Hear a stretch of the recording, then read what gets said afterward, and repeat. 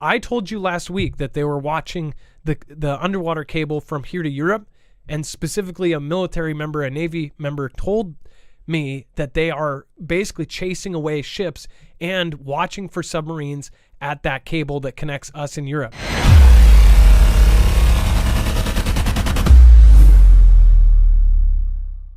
Russia nuclear submarines. So for those of you like, what the thumbnail? And I believe this is probably less than accurate. The X's around our country, that's probably less accurate. But again, this is something that happens a lot, and we've probably always had this. I want to remind people that Russian submarines have popped up in the Puget Sound with the Seattle skyline in their background, and they have taken selfies in front of the Space Needle, or I guess the main skyline of our. I don't think you can see the Space Needle from where they popped up, but they have done it for. They've even popped it into a documentary where they basically showed us they could sneak in with their submarines, which even this article points out that they are on par with ours as far as quietness goes. So they are able to sneak past our defenses and get right up to our country. Well, they're saying that there's indications that these submarines are all around us. I'm kind of like, well, of course they are. But if this is part of a greater thing, if you're looking at the big picture of all of these military drills going on with everyone around the world, it's kind of hard to deny that something's going on here. People do not want to admit that something is happening. They want to push back against it.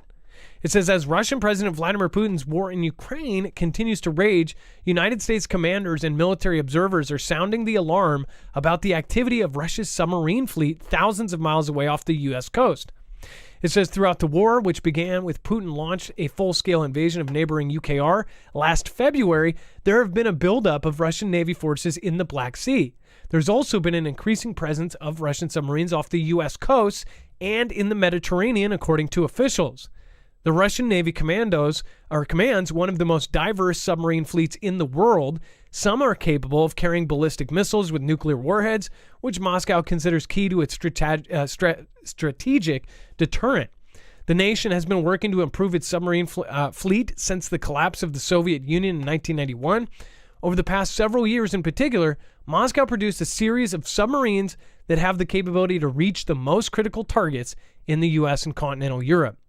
In December, Putin said that his country would be building more nuclear-powered submarines, which will ensure Russia's security for decades to come. There are indications that nuclear-powered submarines have been deploying off of the coast of the United States and into the Mediterranean and elsewhere along Europe periphery. That was Michael Peterson, director of the Russia Maritime Studies Institute, which conducts research on the Russian military and economic issues linked to the world's ocean. It says their deployments mirror Soviet-style submarine deployments in the Cold War. Basically saying when we were really, really close before, this mirrors their exact patterns. They were coming right up to us. So I have no doubt that they've been doing this, and they probably did this when we were at peaceful times with them. But now there's actual ships and the different planes that go along with it to communicate for a strike at the same time that China is doing all of this stuff with Taiwan and with the Spratly Islands and,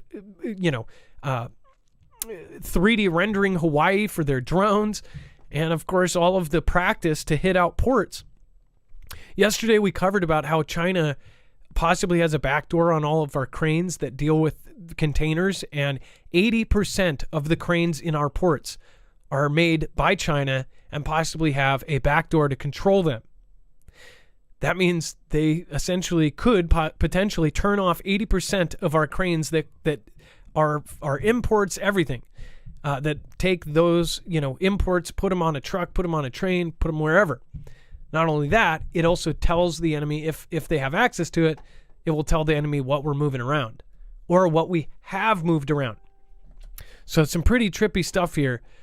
So right now, what they're reporting, and I'm sure in the next couple days, this is gonna get a little spicier from what I hear from our military members, that in the next couple days, there will most likely be some more coming out on this and specifics.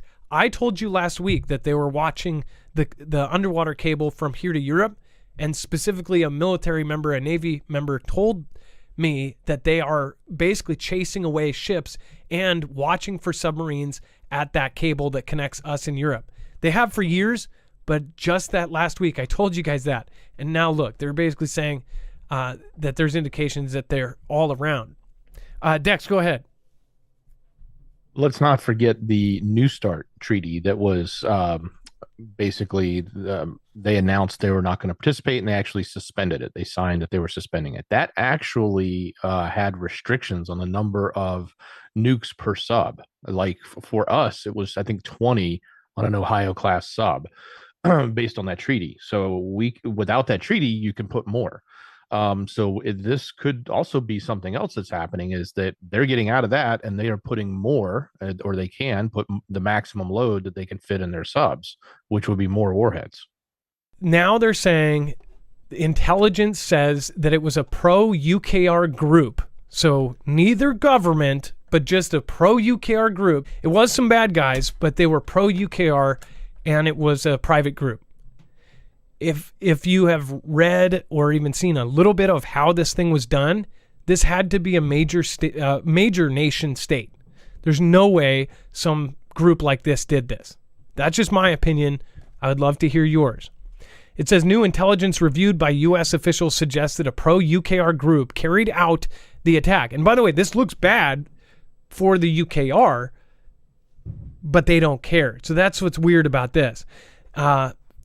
And they would not let Vlad be in on the next probe too, which Russia is now saying that proves it, right? But now they're saying that this group did the attack on the Nord, step towards determining responsibility for an act of sabotage that has confounded investigators on both sides of the Atlantic for months. U.S. officials said that they had no evidence President Volodymyr Zelensky of UKR or his top lieutenants were involved in the operation, or that the perpetrators were acting at the direction of UKR government officials. It says the brazen attack on the natural gas pipeline, which links Vlad to Western Europe, fueled public speculation about who to blame, from Moscow to Kiev and London to Washington. And it has remained one of the most consequential unsolved mysteries of Russia's year-old conflict in UKR. UKR and its allies have been seen by some officials as having the most logical potential motive to attack the pipelines. They have opposed the project for years, calling it a national security threat because it would allow Russia to sell gas more easily to Europe. UKR government and military intelligence officials say that they had no role in the attack and do not know who carried it out. So if you are somebody who's not left, not right, but a fan of the truth, then you've probably done your research on who people think did the pipelines. And it's very convenient that a certain country is left out of the probe, and then they say it's a pro-UKR, so they're kind of making themselves look bad, but at the same time, nobody has to take direct responsibility for it. And the ball keeps getting kicked down the road. Dex, seems kind of convenient. It does. They do mention, they say in here that it was that they suspect that they were charges that were placed. In other words, they dove and went to that location. It's been reported that it could be 90 meters deep. That's 300 feet deep, approximately. Recreational diving only goes to about 130. So when you get beyond that, you're getting extremely technical. When you get to 300 feet, I don't know this from experience. I'm not a diver, so I'm sure somebody out there's, I've been 400 feet, whatever. Maybe you have, but PADI and standard recreational diving is limited to 40 meters. So to go deeper than that, you need to have some really, really good skills and know-how. So keep that in mind. Those are just some facts. 90 meters deep, 130 or 300 feet deep, and recreational diving goes to about 130, 140 feet. Here's the thing, though. I bet there are probably professional divers out there that could have done it, but it almost seems like it would be more believable if a submarine with arms or something went down there and did this. Before we move on, I do want to remind you, if you haven't already, you can protect yourself against an EMP. This helps support our channel. We are independent. We don't have backup. We don't have a multi-channel network that protects us. If we say the wrong thing and get knocked off, we have to deal with it ourselves. So if you do want to end up protecting yourself with a Keystone military-tested device that has, of course, been called up by agencies like DHS, DOD, and protect yourself against electromagnetic pulse and coronal mass ejections, then you can go to marfooglenews.com/EMP. This is a device that you can essentially put into your cars, your trucks, your motorcycles, your RVs, your ATVs, your four-wheelers, pretty much anything that runs, including boats, ham radios, and even your house, and it will ground the signal in less than 500 trillionths of a second before it's able to fry your device, car, home, boat, whatever it is on. They also make a very specific EMP shield for the Flex 1500. So if you do want a solar generator that is actually protected, they make one for the Flex 1500 specifically. In fact, I believe the Flex 1500 is the only generator to date, solar generator, that you can get an EMP shield for. So go to marfooglenews.com/EMP, and not only will you save $50 off per device, but you'll help support our channel. Again, since it's a great way to support us and protect yourself at the same time, and that stacks on top of any sale they're doing.